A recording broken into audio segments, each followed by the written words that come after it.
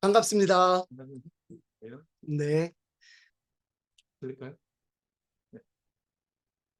좋습니다. 네. 아, 예, 간밤에 뭐. 근데 우리 주영이 형은 일찍 주무셨다면서요? 네. 예, 억울합니다. 예, 이렇게 금방 끝나버릴 일인데, 마음 졸이며 우리 지원이와 함께 저는 1시까지 국회에서 끝나는 걸 보고 잘 수 있었습니다. 자, 다들 뭐, 예, 혼란스러웠지만, 정말 우리 주영이 형 웰컴에서 나눠준 대로 정말 변하지 않는 하나님이 계심에 우리가 항상 안정감을 가질 수 있을 것 같습니다. 오늘은 에베소서 두 번째 시간인데요. 제가 오늘 좀 바빠가지고 숙제를 내는 걸 깜빡했습니다. 하지만 에베소서 2장을 다 읽고 오셨을 것이라고 생각하고 있습니다. 네, 감사합니다.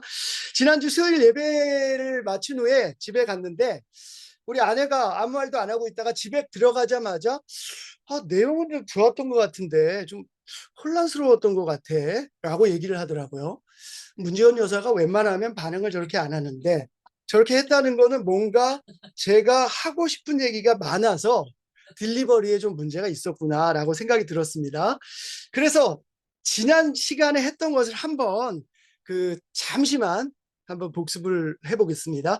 에베소서 1장은 그리스도 안에서라는 제목을 붙일 만한 장입니다. 그 문구가 계속 반복해서 나오고 있습니다. 또 에베소 교회는 시작과 그 중간과 40년이 지난 시간까지 성경에 등장하고 있는 유일한 교회입니다. 에베소서의 특징은 어떤 한 특정한 문제를 다루기보다는 제자들이 알아야 하는 가장 기본적인 내용을 다루고 있습니다.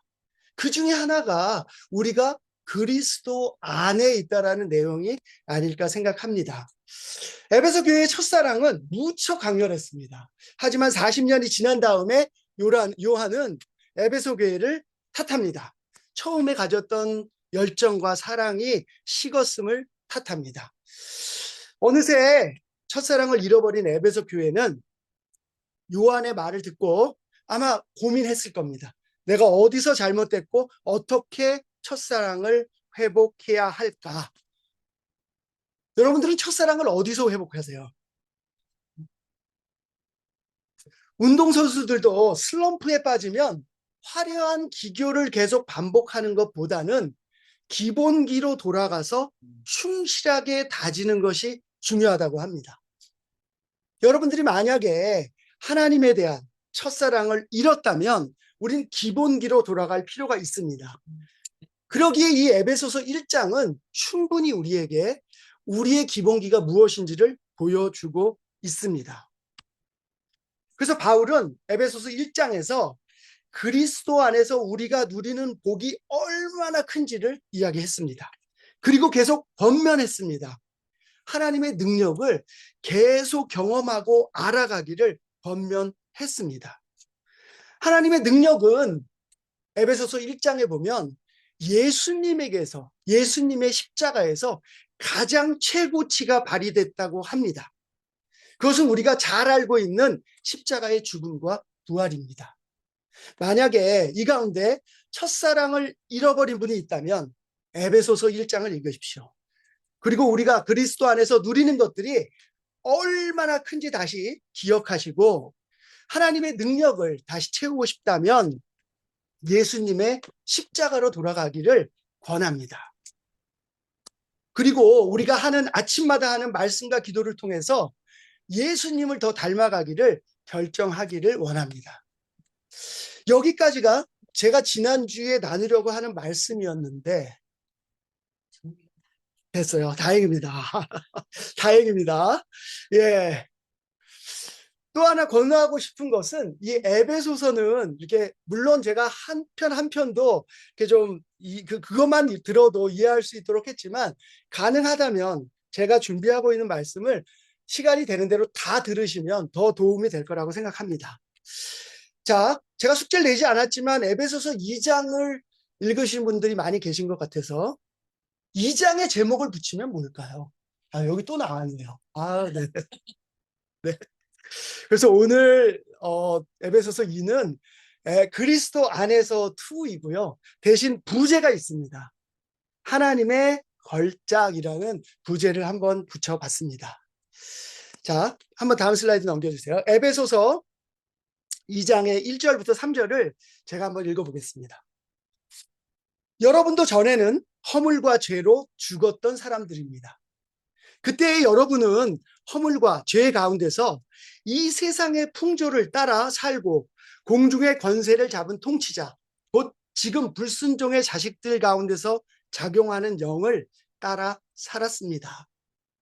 우리도 모두 전에는 그들 가운데에서 육신의 정욕대로 살고 육신과 마음이 원하는 대로 행했으며 나머지 사람들과 마찬가지로 날 때부터 진노의 자식이었습니다.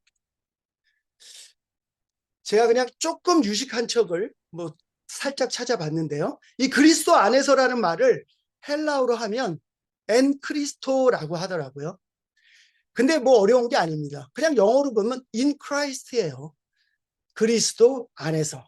1장에서는 잡신이 가득한 에베소 사람들에게 그리스도 안에서라는 말을 통해서 공간적인 개념, 아데미 신전이 있던 그 신전과는 다른 우리가 살고 있는 공간적인 개념이 그리스도 안이 얼마나 차별화되었는지를 강조했습니다. 2장에서는 이 그리스도 안에서라는 말이 시간적인 개념, 그리고 다른 의미도 좀 담고 있는 것 같습니다. 즉, 이 엔크리스토가 다르게 표현을 하면 그리스도를 통해서 또는 그리스도 때문에, 그래서 through Christ라는 표현이 될 것 같습니다. 2장 1절에서 얘기하고 있어요. 1절부터 3절에서 우리는 모두 그리스도 안에 들어오기 전 하나님을 모를 때 죽었던 사람들이라고 이야기하고 있습니다. 더 정확하게 얘기하면 허물과 죄로 죽었던 사람들이라고 합니다. 이 죄라고 하는 것이요, 의미가 참 재미있더라고요. 히브리어 의미를 찾아봤더니 관역에서 빗나간 상태를 의미한다는 거예요. 화살이 관역에서 빗나간 상태. 그렇게 보면 우리는 그리스도 안에 들어오기 전에 육체적으로는 살아있는 것처럼 보였지만 우리가 원래 살아야 되는 삶의 방향과 빗나간 삶을 살고 있었던 겁니다.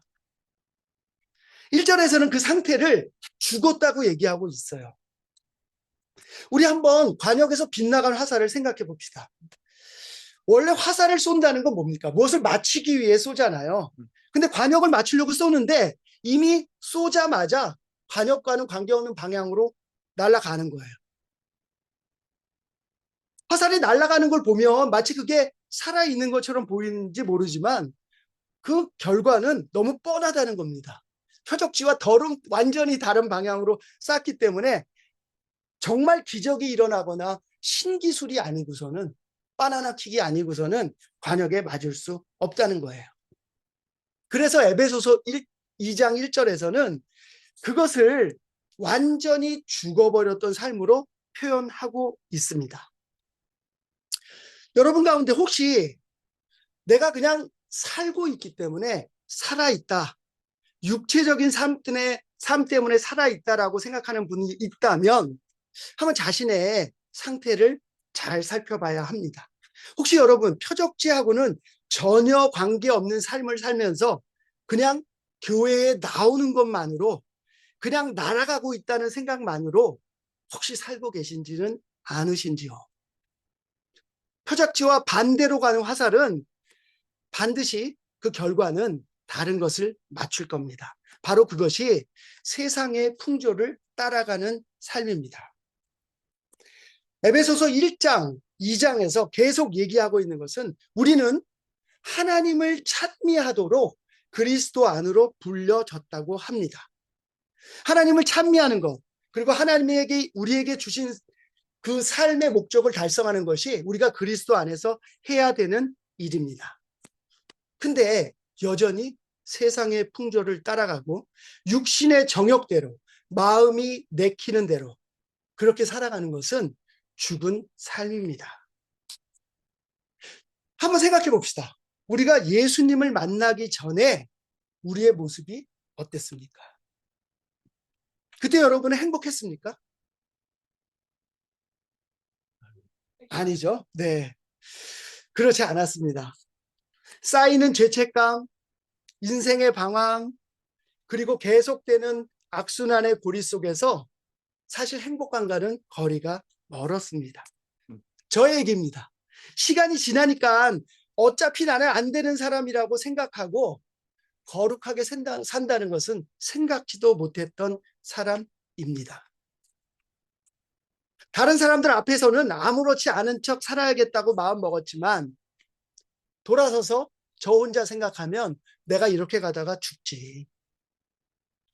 그리고 나만 생각하는 그 이기적인 삶은 더욱더 나만 더 생각하게 하는 그런 삶이었던 것 같습니다. 삶은 전혀 행복하지 않았습니다. 불순종의 삶은 행복하지 않습니다. 마음의 짐이 점점 무거워질 뿐이에요. 그리고 입 밖으로 얘기하지 않지만 그 삶의 결과는 그 깊은 마음속에서 이미 알고 있습니다. 내가 이러다가 죽지. 바로 하나님의 진노의 대상이 된다는 것은 우리의 양심이, 우리 막 깊은 마음속에 있는 영혼의 울림으로 알 수 있습니다. 근데 여러분 모두 저를 포함해서 우린 기적같이 예수님을 만났습니다. 무엇보다도 썩지 않을 삶의 목적이 생긴 것이 너무 좋습니다. 실수도 하고 어려움도 있고 갈등도 있고 하지만 표적을 향해 날아가고 있다는 사실이 늘 저에게 안정감을 갖게 합니다.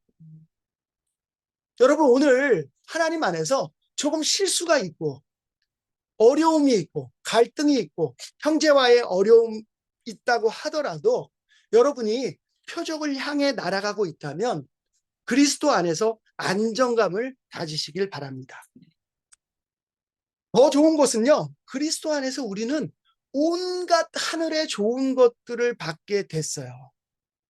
하루아침에 진짜 엄청난 신분의 변화가 찾아온 겁니다. 사실 유명한 영화, 많은 것들이 성경에서 모티프를 따서 만들어졌다고 하잖아요. 예, 드라마 같은 일이에요. 우리가 죽어야 되는 삶에서 예수님을 만난 다음에 완전히 변화된 신분으로 왔습니다. 하늘의 모든 것들을 받을 수 있는 그런 신분이 됐습니다. 바울은 이 에베소서를 64년경에 로마에 있는 감옥에서 썼다고 했는데요. 바울은 그 자리에서도 이 에베소 교회의 편지를 쓰면서 이 신분의 변화를 강조하고 또 강조하고 싶었습니다. 그것이 얼마나 소중한 건지를 알리고 싶었어요. 그리고 그렇게 극적인 변화가 일어난 배경에는 하나님의 사랑이 있었음을 강조하고 싶었습니다. 다음 슬라이드 한번 보여주세요. 에베소서 2장의 4절부터 7절인데요. 제가 읽어보겠습니다. 그러나 하나님은 자비가 넘치는 분이셔서 우리를 사랑하신 그 크신 사랑으로 말미암아 범죄로 죽은 우리를 그리스도와 함께 살려주셨습니다. 여러분은 은혜로 구원을 얻었습니다. 하나님께서 그리스도 예수 안에서 우리를 그분과 함께 살리시고 하늘에 함께 앉게 하셨습니다.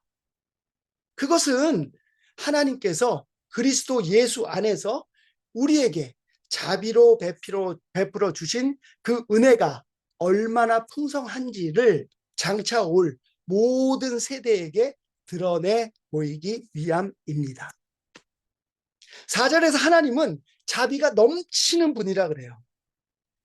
그래서 그 자비가 넘쳐서 우리를 사랑으로 말미암아 우리를 살려주셨다고 합니다. 저는 이 자비라는 단어에 사실 익숙하지 않습니다. 어려서부터 교회를 다녀서 불교 용어라 그런가요? 어딘지 좀 추상적이에요. 종교적인 느낌도 듭니다. 그래서 자비라는 말이 나오면 뻔한 그런 종교적 용어라는 생각이 많이 듭니다. 그런데 이 중요한 대목에 바울이 자비라는 단어를 사용했어요. 혹시 이 가운데 자비에 대해서 저와 비슷하게 생각하는 분들이 있다면 한번 잘 들어보시기 바랍니다. 바울이 에베소 교회 편지를 쓸 때는 자기의 목숨이 왔다 갔다 했던 시기였어요. 그는 3년 동안 꼬박 머물면서 에베소에 머물면서 자식과 같이 이 에베소 교회를 설득하고 권면하고 성장시킵니다. 그래서 그에게는 진짜 자식이에요. 그래서 바울은 이 에베소 교회가 꼭 들어야 하는 이야기를 쓰고 싶었을 것이 분명합니다. 그래서 단어 하나하나, 문장 하나하나에 굉장히 신중을 가했음을 이 에베소서를 읽을 때마다 저는 좀 느낍니다. 4절에서 이야기하고 있는 자비라는 말은 깊이 사랑하고 불쌍히 여기는 마음을 의미합니다. 그것이 사실 인간으로 할 수 있는 최상위 단계의 마음이에요. 깊이 사랑해서 불쌍히 여겨서 공감을 하는 단계까지 가는 겁니다. 성경에서는요, 이 자비를 다양한 단어로 썼는데 긍휼이라는 단어로 사용을 했습니다. 그렇게 사용한 것이 많이 있어요. 불쌍히 여기는 마음, 가엾게 여기는 마음, 우리가 동의하는 마음 같은 겁니다. 히브리어로 보면 라함이라고 하는 단어인데, 그런데 히브리어의 라함은 레헴이라는 단어와 동일한 어근을 가지고 있었습니다. 레헴은 여성의 자궁을 의미합니다. 여기까지 도달하고 났더니 뭔가 이 자비라는 단어가 추상적이지 않고 약간 머리에 잡히는 게 있어요. 하나님의 자비, 즉 긍휼은 어머니가 자식에게 베푸는 알 수 없는 그 인내와 희생과 알 수 없는 그 불쌍한 마음, 아들에게 갖는 그 마음을 의미하는 것 같았습니다. 종교적이고 추상적인 단어가 아니라는 생각이 들었어요. 자비가 넘치는 것을 굳이 제 생각으로 표현하자면 어머니가 아이에 대한 사랑이 넘쳐나는 마음이라고 바꿔보고 싶습니다. 하나님은 빗나가던 우리를 보시면서 잘못 나가는 아이를 보는 것 같은 어머니의 안타까운 마음이 있었던 것 같습니다. 물론 하나님은 이보다 훨씬 더 큰 사랑으로 우리를 보고 계십니다. 우리가 조금 더 이해를 돕기 위해서 하는 얘기예요. 엄마가 아이에게 갖는 마음은 아빠보다 더 특별할 수밖에 없습니다. 10개월간 그 아이를 자궁에 품고 혹시나 아이에게 해가 갈까 봐 본인의 몸이 아파도 약을 먹지 못하죠. 참아가면서 그 아이를 품고 있다 잉태합니다. 근데 이 잉태된 아이가 조금이라도 아프거나 잘못될 것 같으면은요, 자신을 탓해요. 제가 우리 아내를 볼 때도 그런 걸 느낀 적이 있습니다. 혹시 예전에 도박 문제로 물의를 일으켰던, 이름은 얘기하지 않겠지만 개그맨을 기억하실 겁니다. 저는 그 개그맨의 어머니의 사연을 들은 적이 있습니다. 유명한 개그맨이 하루아침에 도박에 빠져가지고 필리핀에서 한국으로 들어오지도 못하고 노숙자 신세가 됐다는 거예요. 근데 이 어머니가요, 그 소식을 들은 때부터 집 주변을 돌아다니면서 담배꽁초를 주었다 그래요. 그래서 나중에 문제가 해결되고 인터뷰를 해보니까 그 자식의 잘못을 어머니가 속죄하는 마음으로 내가 이렇게라도 하면 우리 아이가 좀 속죄하는 마음이 생겨서 사람들도 잘 봐주지 않을까? 내가 이렇게라도 해야지 뭔가 해야 되지 않을까? 우리 자식을 위해서 하는 마음으로 했다고 합니다. 그렇게라도 해가지고 모든 것들을 아이를 위해서 쏟아붓고 싶었다는 거예요. 우리는 하나님의 크신 자비를 쉽게 이해할 수 없습니다. 그분이 왜 빗나간 저를 위해서 불쌍히 여기는 마음으로 사랑해 주셨는지를 사실 알 수가 없어요. 그분은 죄 지은 자식의 어머니가 했던 것처럼 우리의 빗나간 죄를 보면서 우리의 죄를 짊어지고 갈 예수님을 보내시고 그분과 함께 우리를 살려주신 겁니다. 그리고 말씀에서 얘기합니다. 우리를 하늘에 함께 앉게 하셨다고요. 진노의 자식을 위해서 희생하고 인내하고 자책하던 하나님이 드디어 그리스도 안에서 은혜로 우리를 살려주신 겁니다. 다음 슬라이드 한번 보여주세요. 2장 8절에서 10절 말씀인데요. 여러분은 믿음을 통하여 은혜로 구원을 얻었습니다. 이것은 여러분에게서 난 것이 아니요 하나님의 선물입니다. 행위에서 난 것이 아닙니다. 그러므로 아무도 자랑할 수 없습니다. 우리는 하나님의 작품입니다. 선한 일을 하게 하시려고 하나님께서 그리스도 예수 안에서 우리를 만드셨습니다. 하나님께서 이렇게 미리 준비하신 것은 우리가 선한 일을 하며 살아가게 하시려는 것입니다. 하나님은 우리를 구원하셨어요.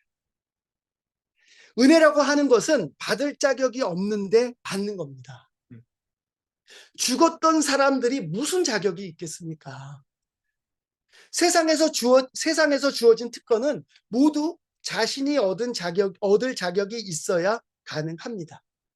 그래서 세상에서는 특권을 가진 사람들끼리 자기의 행위를 자랑하고 그 특권을 가진 사람들끼리 모입니다. 그게 자랑스럽습니다. 이 사람은 무슨 학교를 나왔고, 이 사람은 변호사 자격을 통과했고, 이 사람은 의사고, 이 사람은 기업을 하고, 그 사람들끼리 모여요.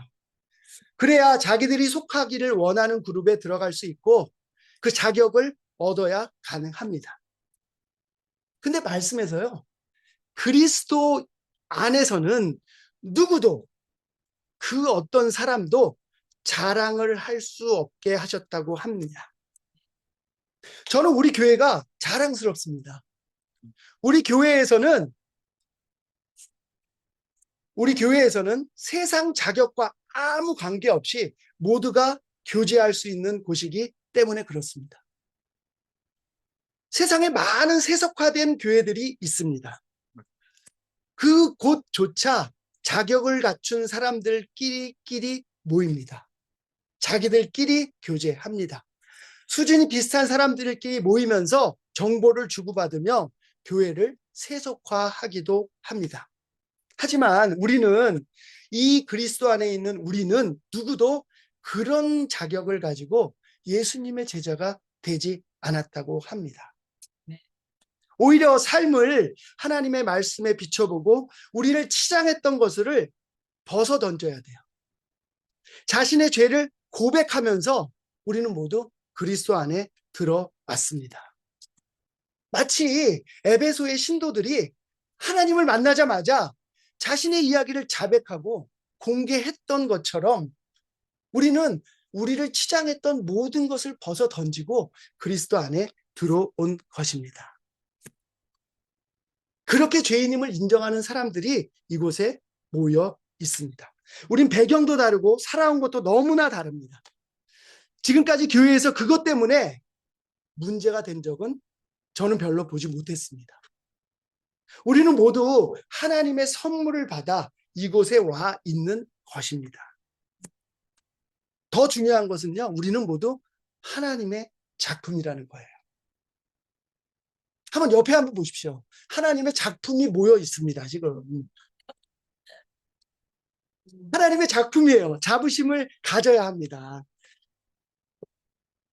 우리 다 같이 한번 외쳐봅시다. 저는 하나님의 작품입니다. 하나님의 작품입니다. 하나님은 그리스도 안에서 우리를 만드셨어요. 죄에 빠져서 하나님의 진노를 피할 수 없는 저를, 그리고 여러분을 하나님이 불러서 작품으로 만들어 주셨습니다. 조심합시다. 우리를 스스로 자신이 잘해서 만든 작품이라고 생각하는 순간 우리는 그냥 무너질 거예요. 우리가 우리를 자랑하는 순간 무너져 버릴 겁니다. 그래서 9절에서 이야기하기를 그리스도 안에서 우리가 가진 모든 것들은 아무도 자랑할 수 없다고 이야기합니다. 세상과 다르게 우리가 가진 이 모든 것들이 우리의 행위에서 난 것이 아니기 때문입니다. 그리고 우리가 우리 자신을 자랑하는 순간 교회는 더 이상 교회가 되지 않을 겁니다. 하나님은 우리가 선한 일을 하게 하기 위해서 자격이 없는 우리를 불러 주신 겁니다. 여기서 좀 주목하고 싶은 구절이 있습니다. 하나님께서 미리 준비하셨다 하는 거예요.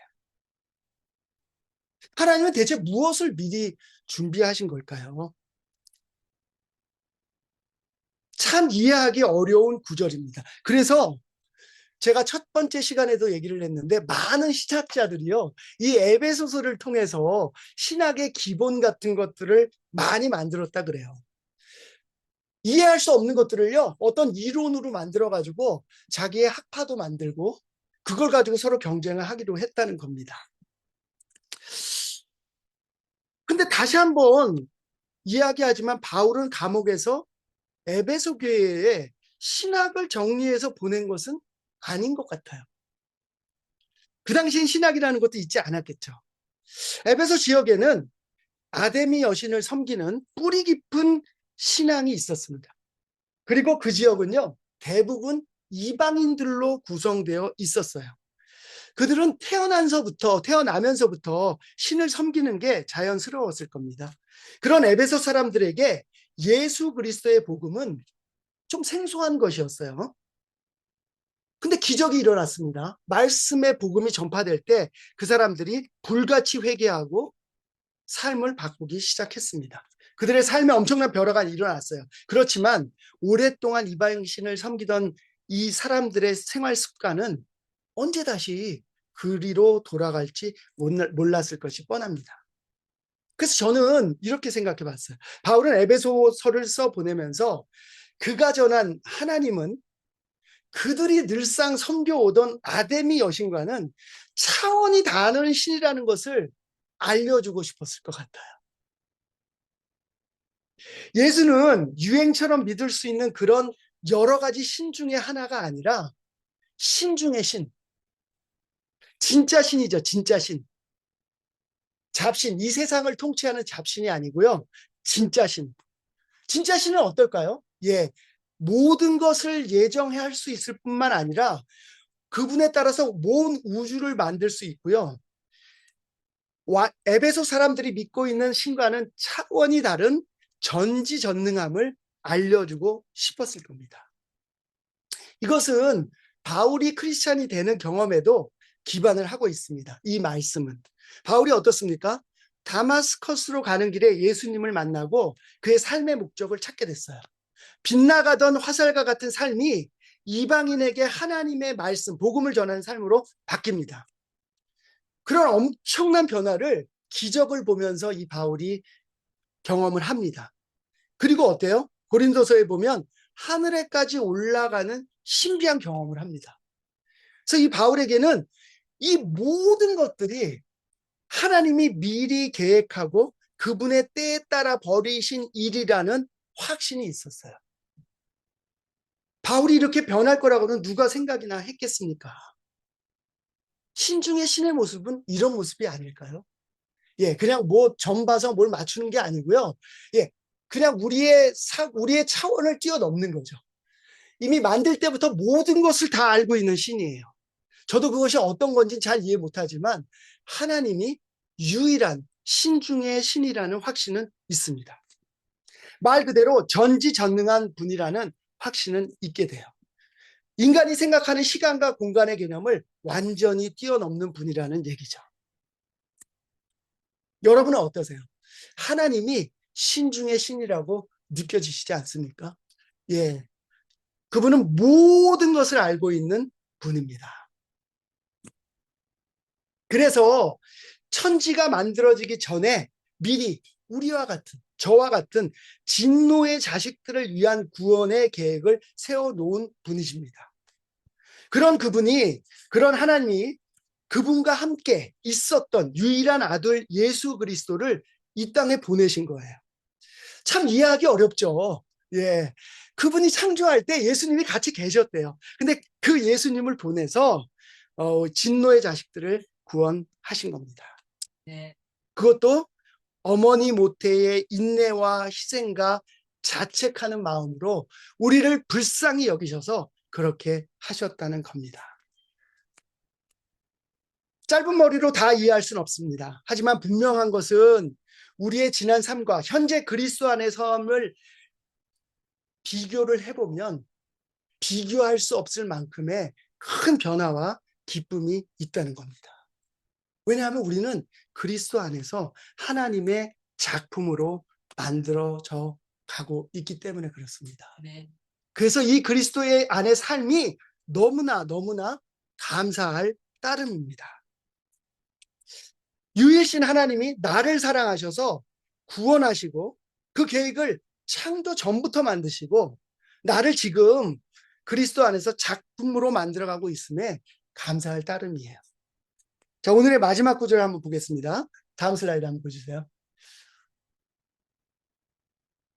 네, 에베소서 2장의 11절 13절입니다. 그러므로 여러분은 지난날에 육신으로는 이방 사람이었다는 사실을 명심하십시오. 손으로 육체에 행한 할례를 받은 사람이라고 뽐내는 이른바 할례자들에게, 유대인이겠죠, 여러분은 무할례자들이라고 불리며 따돌림을 당했습니다. 그때 여러분은 그리스도와 아무 상관이 없었고 이스라엘 공동체에서 죄에 대해서 약속의 언약과 무관한 외인이어서 세상에서 아무 소망이 없이 하나님도 없이 살았습니다. 여러분이 전에는 하나님에게서 멀리 떨어져 있었는데 이제는 그리스도 예수 안에서 그분의 피로 하나님께 가까워졌습니다. 저와 여러분의 삶도 이와 똑같지 않습니까? 하나님과 아무 관계가 없던 자들이 그리스도 안에서 그분의 피로 하나님께 가까워진 사람들입니다. 아무 소망이 없었으나 소망을 가지고 살아가게 되었어요. 마지막으로 여러분은 하나님의 작품으로 만들어졌습니다. 그런데 지금 하나님의 작품으로 잘 살고 계십니까? 이 작품이라는 단어를 보니까요, 헬라어로 포이에마라는 단어를 쓰더라고요. 포이에마. 뭔가 좀 비슷한 단어가 생각나지 않으세요? 어떤 거? 아, 포이에마라는, 그건 완전 똑같은 거네요. 여기서 이름을 따왔네. 포이에마. 예, 뭐 같으세요? 영어 제일 잘하시는 포임. 그렇죠. 맞습니다. 여기서 파생된 단어가 포임이라는 단어라고 해요. 그래서 하나님은 예수님의 생명을 우리 한 사람 한 사람에게 불어 넣었습니다. 그리고 그리스도 안으로 들어오게 한 다음에요, 우리를 각각의 독특한 시로 만들어가고 있다는 거예요. 시라는 장르를 좋아하시나요? 뭐 제가 많이 읽지는 않지만 좀 좋아하는 편입니다. 네. 진짜예요. 네. 이번에 한강 작가가 평가받은 부분이요, 소설이지만 그 한 장 한 장의 문장들이 시와 같이 정제됐다 그래요.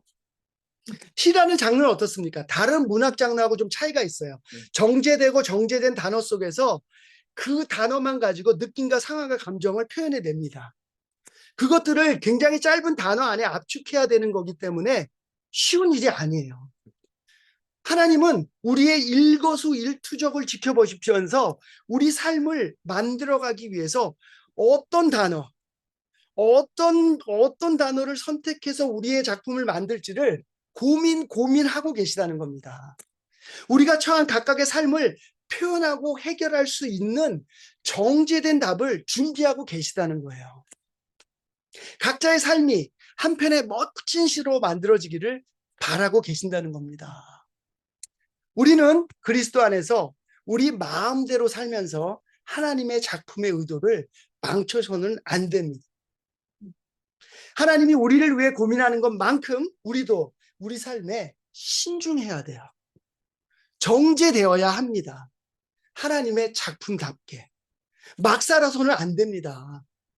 우리 모두가 그리스도 안에서 불후의 명작으로 만들어지는 겁니다. 대부분의 불후의 명작들을 보면은요, 어떻게 만들어지는지 아세요? 예술가들의 삶을 불어 넣어서 갈아 넣어서 만드는 작품들이 불후의 명작이 많이 탄생합니다. 참 우리가 옆에서 보면은요, 예술가들을 보면 답답하죠. 자기가 죽는 줄도 모르고 그 남은 생명을 작품에 불어넣다가 갑니다. 예, 그 안타까운 죽음이지만 아무튼 그렇게 명작은 탄생을 하죠. 하나님은 우리에게 예수님의 생명을 불어넣은 후에 불후의 명작을 만들고 계심을 기억합시다. 그리고 지금도 그리스도 안에서 우리 한 명, 한 명의 삶이 의미 있고 독특한 작품이 되어가고 있음에 기억을 합시다. 네. 우리는 그리스도의 안에서 하나님이 만든 걸작품입니다. 슬라이드 한번 넘겨주세요. 네. 그래서 저는 오늘 이 2장을 마무리하며 부제가 그리스도 안에서 우리는 하나님의 작품이라는 것을 여러분이 기억하고 정말 격려받는 하루가 되시기를 바랍니다. 네. 말씀을 마치겠습니다.